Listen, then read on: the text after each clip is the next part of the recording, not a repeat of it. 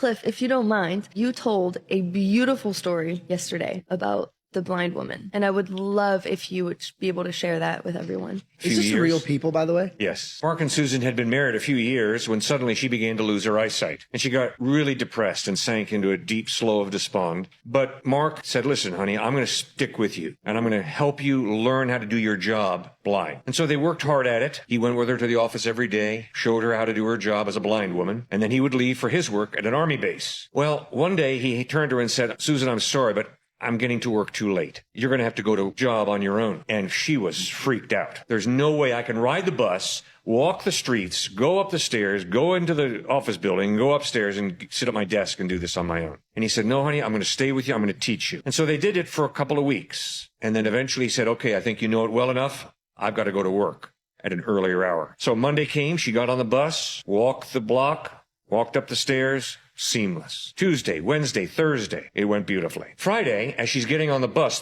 driver says, you know, you're a really lucky woman. And she says, stop it. I'm a blind woman.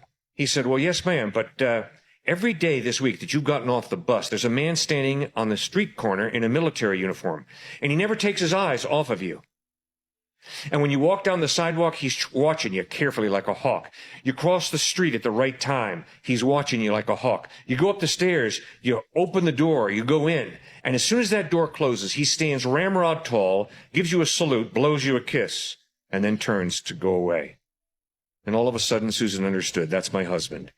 He's been watching me tirelessly for all this time. I'm not alone. He's watching me. And that's exactly what God does for us in even a more profound way. And then he calls us to do that with each other, to really protect each other, to focus in on each other. But nowadays women say they don't need men. To listen to each other, to build each other up, to encourage each other. And that's how marriage goes beautifully. I love that. Just got back from a date. I think I'll just... How do you freeze eggs? Yes, I'm high maintenance because I'm high value and I need your behavior towards me to match my caliber. My children's father, who has not been a father for the past 2 years. I do not accept a coffee or a walk as a possible date option, and neither should you. I started the egg freezing process. I did some preliminary tests which showed that my egg count is really low. The doctors did tell me that might affect my fertility. My eggs are high quality, but there's just not a lot of them. You've heard of Elf on a Shelf. Now get ready for... Well, it looks like you got 3 fatherless daughters on treacherous waters. If you didn't know, a hoe's final form is a religious woman. It's just me. True. You can see that with born-again virgins. Me? Or you also like men more if he puts more effort to get you? Like, that's not true. At the beginning you were not so into him, but he was trying so hard, he was so persistent that you kind of got into him a lot? Tell me, because I don't know what's going on. You only pick the men that you open your legs to. You do not pick the man that goes down on one knee. You don't. You don't pick the man from your friend zone. So you can make your choices and be free-willed and live up your best city girl life all you want, yeah? But at the end of it, you're not the one that's going to choose whether you're worth to be married or not. So I suggest you actually listen to men when they say what they want to marry. Women do not like men. And the reason that most women don't like men is because these men try to hold them accountable and don't let them play the victim. You have to understand that a lot of women will intentionally date piece of shit men just so they don't have to have accountability in their behavior in the relationship, because it takes 2 to tango. When the woman starts leading the relationship, it leads right to the divorce. And this has been scientifically proven. There are analytics behind it. Literally, this is why we have 68% of men and women who are divorced. I mean, we have relationships broken. We have kids right now who are growing up more than ever in fatherless homes. And it's sad. Right? It's sad to see this because you start seeing weakness across the board. Guys, I've developed a new ick at work. It is grown men yawning. It is women that say, I have a ick. Hold it in. It drives me insane. It has happened an ungodly amount of times this week, and it's Tuesday, and I don't understand how they don't know how to just not yawn. Can I talk? You done been talking. Can I talk? Let me. Can I talk? You've been talking 5 years. I need 5 minutes. Can I talk? You talk for 5 years. I need 5 minutes. Thank you. Do you think you're... No, can I talk? No. Go. Can I talk? No. I said, this is what I said. It's his fault. Why do you get married to women that are louder than you? Why do you get married to women that are more masculine than you? Why? I don't get it. Those guys like pain, like suffering. This is what I'm going to do, Steve. I'm going to let her talk. Steve, you just talk let me to say her, this one and thing. I'll come back. I have a question. Do men come with communication, or do we have to buy that separately? Yeah, now we come with it. We definitely come with it, but we have a real base model where we just say what the fuck we're thinking. Have you downloaded the software update for you women? It covers like not overthinking things or thinking that we mean something that we didn't say, or the one where you want to talk just to hear yourself. There's a software update. All 6 of my sisters had to download that sumbitch. But yeah, in answer to your question, men know how to communicate. Listen to any one of the video games that the sons of bitches play. Guys, I am so confused. How on earth is there only 9 numbers that we can use in a phone number, yet every single person has a different phone number? How have you not ever met someone with the same phone number as you? You could go into a shop and you could buy the whole box. They've got boxes and boxes of SIM cards with different phone numbers. The better they look, the more they get away with stuff. So their whole life, they haven't had to put in any effort in school, in relationships, in society, whatsoever. People, men in general, give them a pass on everything. That's why they end up like this. You could buy the whole box if you wanted to, just to be annoying. And if you've got all them numbers, how is there enough for everyone? There's literally 9 numbers that can be used in a different format. It has to start with 07, so that's taken 2 out already that have to start with that. I don't understand. Changed because I had a boy. I was very much a man hater before. This is disturbing that women are literally admitting to being man haters, and then they end up having sons. And she goes on to say that it changed because now she has a son. Imagine if a guy was to say, oh, I used to be a woman hater, but now I have a daughter, so that changed. Imagine the man that married that woman. How much of a sim can you be? Women would lose it. They'd lose it. They'd be like, oh my God, is his daughter safe? Is he going to take care of her? Does he truly not hate women anymore? Women would lose it if the roles were reversed. Yeah. It really is super fucking amazing to not be fucking stuck in a shitty marriage and get to make your own fucking... It's like the funnest shit ever. The funnest shit ever. Of course it is. You get half his stuff and then you can do whatever you want. Of course it is.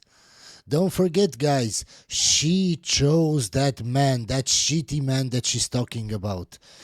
I don't have to ask nobody's fucking permission. I can get the fucking flower baskets. Ma'am, I can see from the way that you talk, you've never asked for permission from your husband ever in your life. Ever. I want. I could get the goofy little fucking sweater I want that I think is cute as fuck. So what really made you do it? Just be honest with me. I don't want to hear the excuses because it's already said and done. I'm gonna take my stuff and just go about my business. I just want to know why. What made you really? What do you mean? What I'm leaving for? I told you I didn't mean like it wasn't supposed to go like that. What you mean it wasn't supposed to go like that? You opened your legs for another man. Yeah, but if she feels she's sorry about it, you should take her back. We've been in a relationship for like how much years? 4 or 5 years? I was ovulating and I was getting close to my period, and you like are never around. You're always working. You were ovulating, so you were getting close to your period, so you go fuck another man?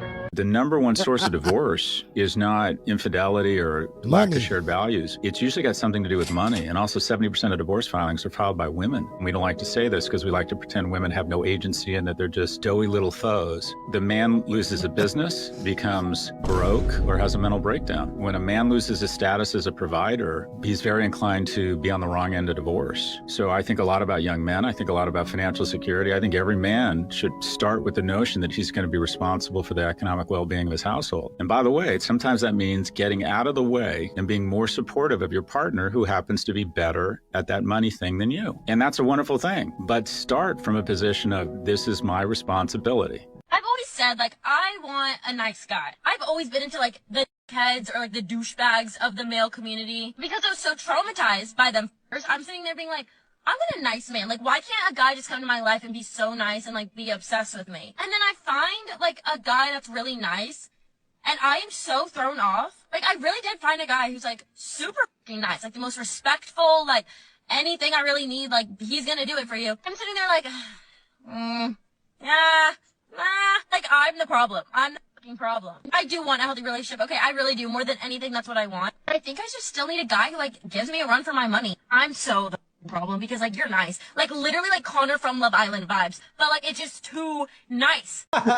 So the thing is, yeah, women get in their feelings. They want to start saying, oh, these older men that dating younger women, oh, they want to manipulate them. They want to do this. You know what they're doing? They're trying to make the game fair. The game has never been fair because when we was younger and you was dating the older guys, it wasn't fair. We had to watch you jumping into those whips, watch you doing all these things. So now it's older and you're outside. The problem is when you're 30s and you're out in the outside the festivals, the brunches, you're directly competing with the women in the 20s now. And you expect the men in their 30s to just take you just because, no, it doesn't work like that. So what you've done is you've wasted your prime youth. So if you don't want to be one of these women complaining about it's not fair, I suggest you use your 18 to 28 to secure the guy you want to be with, build with him, and then get on out of here. Because if you're out here in your 30s... Would you rather be the king's mistress or a peasant's wife? King's mistress. Also king's mistress. Yeah, king's mistress. Same. Of course, Peasant's of course. wife. King's mistress. King's mistress. If it was considered by almost all women on planet Earth to be immoral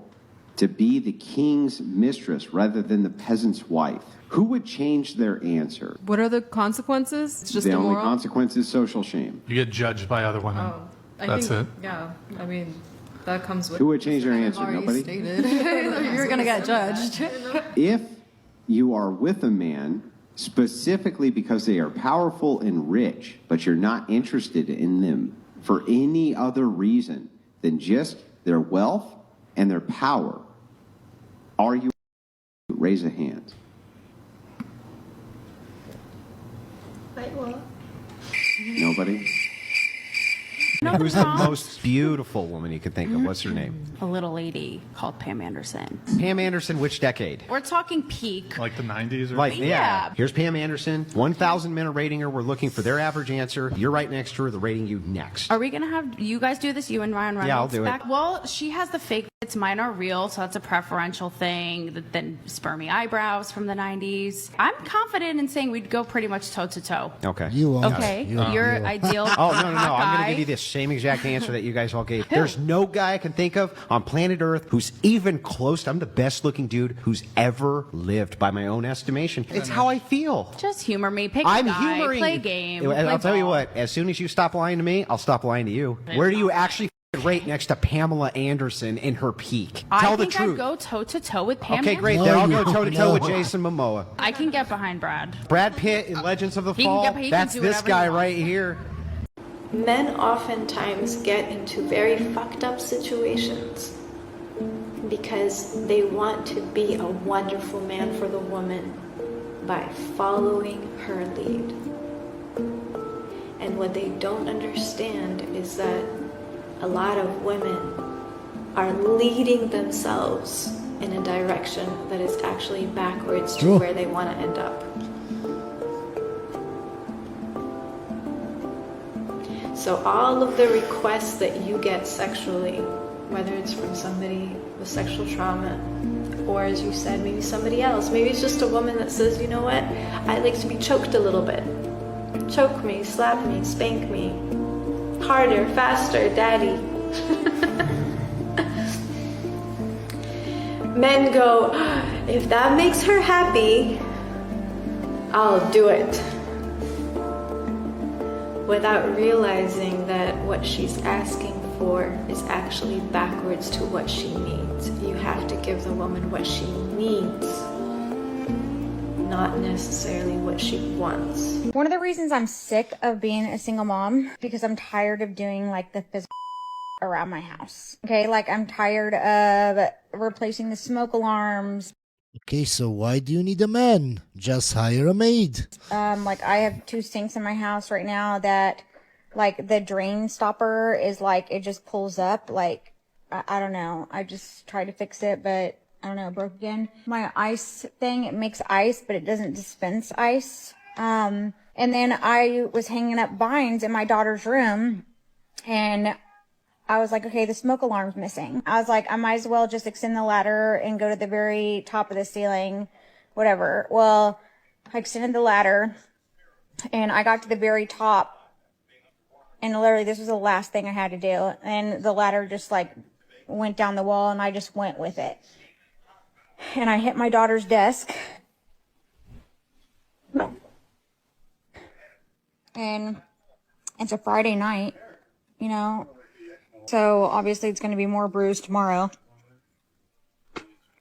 But anyways, I'm alright though.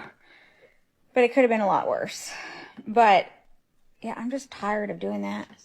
For now, I'm just going to continue to try to do stuff. But yeah, that's one of the reasons why, like, I'm starting to date, because I'm tired of like doing stuff like that. I had a tissy fit. I was sabotaging. I was creating chaos, waiting for him to be aggressive towards me, because that's what I was used to. So I almost like pushed the buttons to see if I could trigger him to do something to me to prove my theory to be right. Like all men are like this. And he did nothing. What he did was he sat down and he watched me in my hysteria. And I had put on the show, not even realizing that he had checked out from the show. And I kept the show going for quite some time. And then all of a sudden I ran out of steam, and I look and he's just sitting there. And I said, well, what are you doing? And he's like, I'm just waiting for you to finish. Like, you get to be ridiculous all by yourself. I was so used to people participating in that that he made me see myself. And I was so embarrassed. So I left, okay? I go home. I get a ring on my doorbell early in the morning, like 6 a.m., and it's him, and I'm fuming. Why are you at my house uninvited? What are you doing? And he says, shh, I just came to drop something off. Okay, it's a gift bag. And I'm like, oh, okay, he's good. I bet it's her clothes. Got me a gift bag. He walks off. I open up the gift bag. There are diapers. There's a baby bottle and a baby book. He has a card, and he says, this was for the baby that I witnessed last night. Let me know when the adult is ready to talk. Wow. I was like, that's the sexiest thing. No one's ever put me in my place like that. Hope you enjoyed this video, guys, and I'll see you on the next one.